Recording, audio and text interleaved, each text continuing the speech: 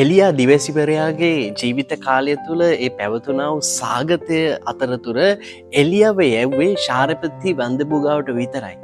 ගොඩක් වැන්දපු ඊශ්‍රායල් පුරාම හිටිය නමුත් එලියව යැව්වේ ශාරපත් වැන්දභූගාවට විතරයි. ඒ වගේම තමයි එලීෂාගේ කාලේ ඕන තරම් කුෂ්ඨ රෝගියෝ හිටියා. එලීෂාව යැව්වේ නාමාන්ව සුව කරන්නට විතරයි. මේ විදිහට දෙවියන් වහන්සේගේ ප්‍රබලකයා උන්වහන්සේගේ හාස්කම් ඉෂ්ට සිද්ධ වෙන්නේ බැහැපත් යටහත් පහත් හිතක් තියෙන අයගා විතරයි. අද ජේසුස් වහන්සේ තමන් උපන් ගමට නාසරෙත් නුවරට ආවාම මේ මිනිස්සු ඊටාම උද්දච්චකමෙන් කියනවා අනෙක් තැන්වල කරපු ප්‍රබලකයා අපේ තැනත් කරන්නටයි කියලා.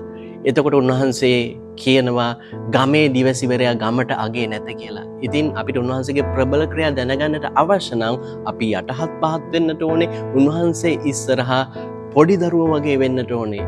අන්න ඒ තුල අපිට පුළුවන් උන්වහන්සේගේ ප්‍රබල ක්‍රියාවල් වලට සාක්ෂිකරුවන් වන්නට. ඉතින් අපි බැහැපත් වෙමු, යටහත් පහත් වෙමු.